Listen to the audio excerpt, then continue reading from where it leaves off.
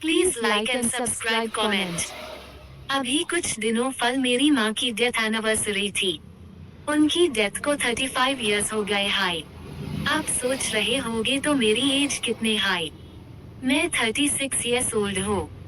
जब मेरी माँ की डेथ हुई तब मैं बस 10 मंथ्स का था। लोगों ने पापा को बहुत समझाया कि दूसरी शादी कर लो, लेकिन उन्होंने नहीं की। मेरा नाम पवन। हाय, मैं यहाँ दिल्ली में रहता हूँ अपनी वाइफ अलका के साथ।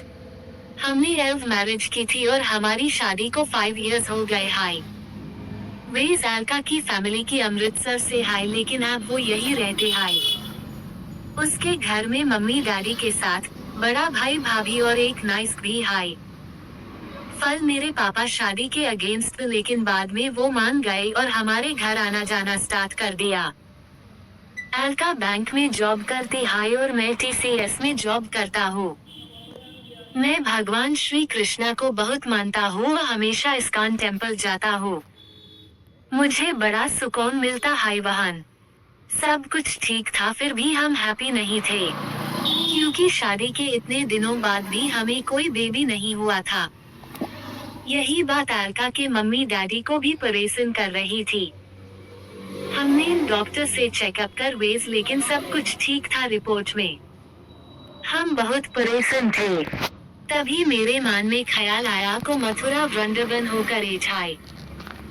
मैंने अलका को बताया कि हम वीकेंड पे चलते। हाई, घूमका से मथुरा। वो मान गई। नेक्स्ट डे हम का से वहां निकल गए। जैसे हाय हम मंदिर से निकल रहे थे, पास बैठे पुजारी ने हमें रोका और कहा, मैं जानता हूँ तुम दोनों बहुत परेशान हो क्योंकि तुम्हारे घर में कोई भी लाल नहीं। हाय, मैं जाने लगा तभी वो बोला, मेरी बात सुनो बेटा, मेरे पास तुम्हारी प्रॉब्लम का सलूशन है। मुझे लगा शायद पैसे मांगेगा, लेकिन वो बोला मुझे कोई पैसे नहीं चाहिए। अगर तुम सच में जाना चाहते हो तो मेरे साथ चलो। अलका को उसकी बात अच्छी लगी और वो बोली, चलो चलते। हाय, और देखते हाय शायद सच में कोई हेल्प हो जाए। मैं बोला ठीक। हाय, वो बाबा हमें अपने घर ले गए और बैठे को कहा। मैंने पूछो बैठो बाबा सल्यूशन। वो बोले, बेटा ओपे बहुत सिंपल है, लेकिन क्या तुम करोगे। मैंने कहा हाँ, अगर हमारे हाथ में होगा तो जरूर करेंगे। बाबा बोले, तुम जानते हो क्या तुम्हारी आवाज ऑटो की तरह क्यों है। मैं बोला, अब जो भगवान ने दिया तो दिया। फिर बाबा बोला, देखो तुम कृष्ण की बहुत पूजा करते हो, लेकिन तुम्हें कोई रिजल्ट्स नहीं मिला अब तक क्योंकि तुम ठीक से भगवान को याद नहीं कर रहे हो। अगर तुम्हें सच में कृष्ण से कोई विश चाहिए, तुम्हें उसकी गोपी बनना पड़ेगा क्योंकि कृष्ण अपनी गोपी की कभी कोई बात नहीं टालते। सच बताओ तो मुझे कुछ समझ नहीं आ रहा था कि पंडित जी कहना क्या चाहते हैं। मैंने पूछो, आप जो भी कहना चाहते हो थोड़ा ठीक से बैठो बाबा। वो बोले, तुम्हें गोपी बनना पड़ेगा, मेरा मतलब तुम्हें एक स्त्री बनना पड़ेगा और फिर कृष्ण की पूजा करना पड़ेगी। टैब देखना तुम्हें तुम्हारे पूजा का फल कैसे मिलता है।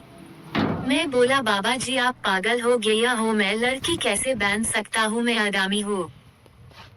बाबा बोले, लड़की नहीं, तुम्हें अपने कृष्ण की गोपी बनना है, मतलब तुम्हें कृष्ण से शादी करना है और 51 वीक्स तक एक गोपी की तरह रहकर अपने कृष्ण की भक्ति करना है।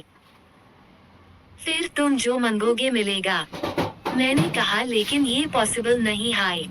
मैं एक मैरिड मैन हूँ, ये सब नहीं कर सकता हूँ। बाबा बोले, बेटा फिर तुम कितना भी डॉक्टर को दिखा दो, तुम्हें कभी कोई औलाद नहीं होगी। ए फ्लैट तुम यहाँ से जा सकते हो। मैं और अलका वापस घर आ गए। घर पहुंचकर हमें किसी को कुछ नहीं बताया और वे हाई सो गए। कुछ दिन निकल जाने के बाद भी अभी तक कोई न्यूज़ नहीं दिख रहा था। तो अलका ने एक दिन पूछो, सुनो अमित, तुम्हें नहीं लगता है कि हमें बाबा जी की बात मान लेना चाहिए। मैं बोला, कौन सी बात। वो आठ बनने वाली। तुम भी कहा उस पागल ढोगी बाबा की बातों में आ गए हो। अलका बोली, नहीं, मेरी बात डॉक्टर से हुई थी और वो बोल रही है कि सब एक है, फिर भी तुम कंसर्व नहीं कर पा रही हो, पता नहीं क्यों। मैंने कहा, तो तुम क्या चाहती हो। मैं आठ बन जाऊं और तुम्हें बाकी सब चीज को सोचा है। तुम्हारे घर वाले क्या बोलेज, मेरे पापा क्या बोलेज, सोसाइटी वाले क्या कहेंगे, सबसे बड़ी बात मेरे ऑफिस का क्या होगा। अलका बोली तुम बेकार में हाइपर हो रहे हो। फल बात को समझो ठंडे माइंड से। वो बाबा की बात भी तू सच है कि तुम्हारी आवाज फीमेल की तरह है बिल्कुल। मैं कहा लेकिन तुम समझ नहीं रही हो। अलका बोली ठीक है, फल में अपनी मम्मी से बात करती हूँ। नेक्स्ट डे हम अलका की मम्मी डैडी के घर गए। अलका ने अपनी मम्मी पापा को सब कुछ बता दिया। वो बोले बेटा देखो, अगर कुछ प्रॉब्लम घर में होती है तो सबको हैंडल करना होता है। वेज भी कुछ टाइम की बात है, उसके बाद सब ठीक हो जाएगा। मैं बोला डैडी जी आप भी चाहते हैं कि मैं आज बन जाओ। वो बोले बेटा ये सब तो भगवान के हाथ में, हमें तुमसे कोई प्रॉब्लम नहीं अगर तुम आज बैन कर रहते हो। अलका के फेस पे एक स्माइल थी लेकिन मेरे फेस पे हवाएं उड़ी हुई थी। हम वापस घर आ गए। घर पैच छाया। अलका बोली चलो एक टेंशन तो कम हुई तुम्हारी। मैंने कहा लेकिन मेरे पापा से कौन बात करेगा। अलका बोली मैं बात करोगी। मैंने पापा जी को कॉल किया था और बुलाया हाई दिस वीकेंड। मैंने सोचा चलो कुछ टाइम के लिए तो ये बाला टल ली।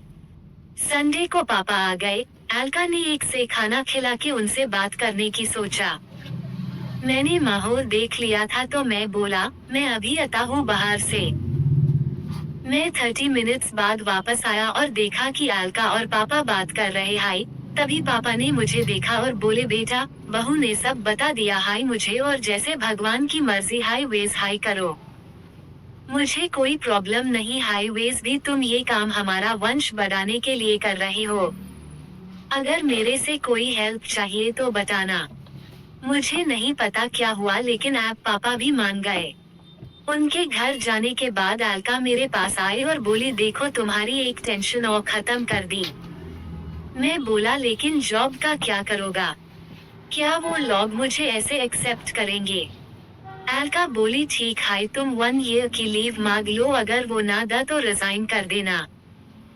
वेज भी मेरी जॉब है तो कुछ टाइम तक मैं घर चलाऊंगी।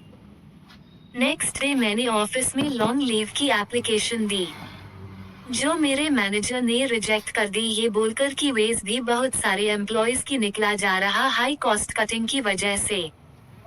मैंने कहा ठीक है तो मैं भी रिजाइन कर देता हूँ, और मैंने रिजाइन कर दिया।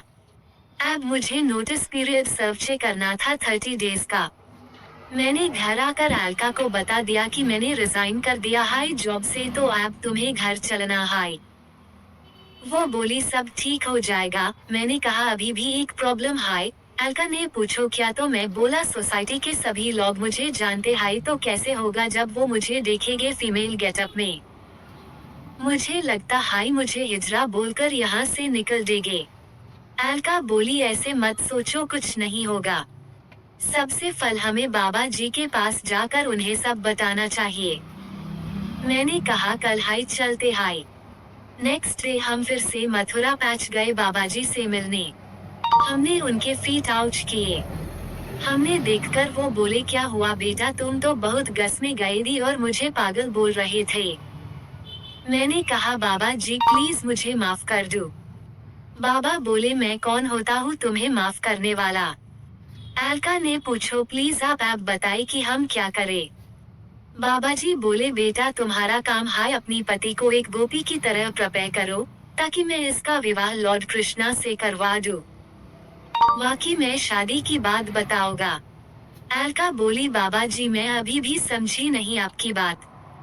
बाबा बोले देखो बेटा तुम एक गोपी के रूप में पैदा हुई थी लेकिन तुम्हारा पति नहीं, तो तुम जितना हो सके उसको एक गोपी या मैं कहूँ कि एक आर्ट की तरह रेडी करो फल बाहर से। उसके बाद उसकी फीलिंग्स को कैसे बदलना है वो मैं बताऊंगा। अलका बोली आपका मतलब है उसको एक लड़की की तरह मैं बनाऊं, लेकिन कैसे। बाबा बोले तुम देखो एक लड़की में क्या क्या होता है जो तुम्हारे पति में नहीं है। बस एक बात याद है कि नेक्स्ट मंथ की 21 को तुम्हारे पति को गोपी बनने की दीक्षा लेना है।